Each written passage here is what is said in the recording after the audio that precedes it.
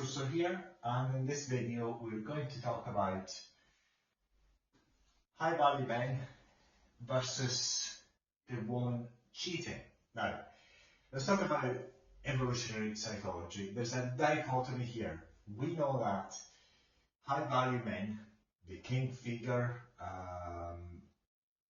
apart from the emperor, over the history always had many women at his disposal.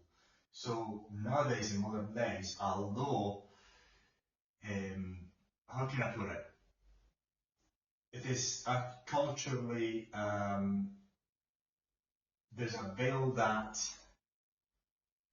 would not allow that to happen. It's still happening anyway, even in closed doors, meaning that high value men always have plenty of options anyway. There's no any other way around.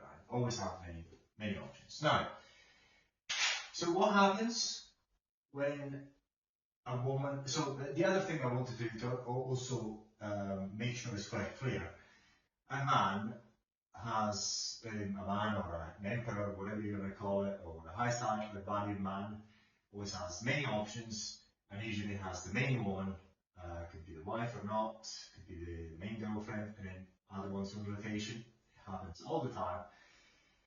Or non-rotation, casual ones, but he will never follow for the other ones. The love is for the one he likes best. Usually this is the way it goes.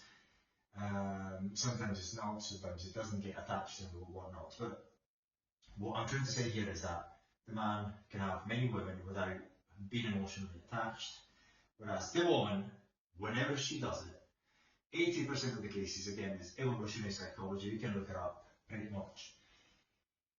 She doesn't have any respect for the man. She's done with the man. So you've got two scenarios here. So now you've been the sucker who actually got married to the woman who's cheating on you. So, or you're not married to the woman who's cheating on you. We've got these two scenarios. Now, if you've been such a sucker to got married to the woman who's actually cheating on you, you have pretty much no option here. Even if you forgive her, she's going to lose respect and she will file for divorce. Anyway, it's one of the worst form of disrespect a woman can do to you. So because of the disrespect, she will divorce you pretty much over 90% probabilities she will divorce you if you don't do it first. She does this because she thinks you are a douche. So she cheats on you because she believes you are a douche. That's why she's done it. No other reason. Because if she didn't believe you're a douche, she would even try it.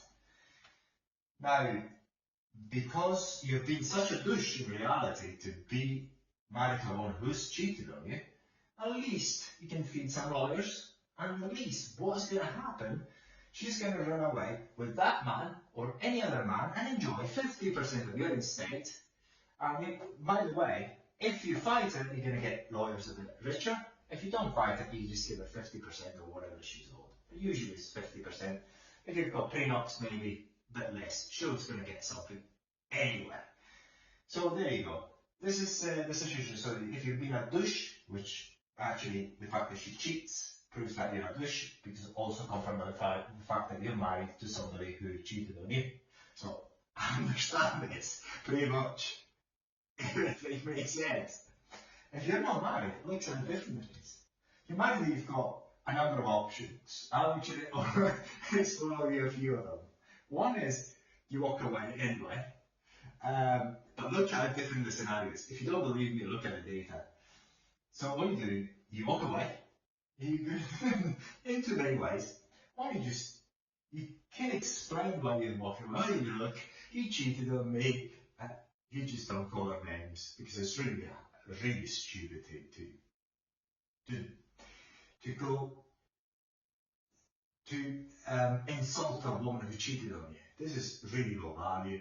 This is disgusting. It makes you really a douche. Never be a douche, and you disrespect that woman who cheated on you, because if you do, you're a douche. But if you're not married, pretty much you're not that douche, if you understand what I mean. So because you never got married. Because what's going to happen here, well, you can explain, say, look, you cheated on me, bye-bye. If you're there with her in a room or in a house, wherever it is, in a house, just walk in the door politely without making any drama. Don't be a douche, don't make any drama.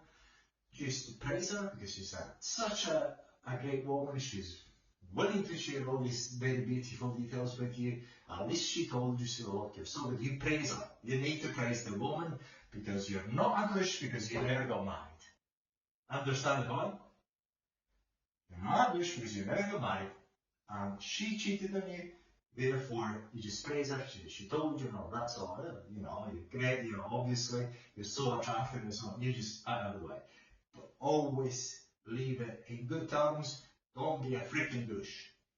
Or, you just don't explain, you just walk out, never make any fuss, don't disrespect it, just say nothing, oh, okay, take yourself and leave. Or, if you're only there visiting, get in the car and leave. Then you can make some jokes. For example, well, who's the lover? By the way, you can do a threesome, foursome, whatever. You can make it a bit playful, you know? You see how funny that's going to be. But the funny thing is that what you'll find, if you just don't know, you're not a douche, okay? Because you're a high value man. And if you're doing your job as a high value man, I mean, you're ripped, you're rich, you've got friend, you've got everything. And they actually happen to me in some situationships where they always come back anyway, even after supposedly cheating, but they're not because they're just, you know, we're not really dating, they're just, you know, having fun, so to speak. So what happens almost in all occasions, she will want to actually go back to you at a certain point. So as long as you don't block her, she will want to go back to you at a certain point. Because what she sees is, high value man, the guy doesn't break fame because he's not getting married. When that happens, then, you know, you don't break. You just leave. That's it. If you really want to leave at that point. But basically, what I'm trying to say here is the worst thing you can do is just get attached to that woman even if you're not married. So what you could do then, if she was your main option, your main woman or whatever you want to call it, she needs a downgrade.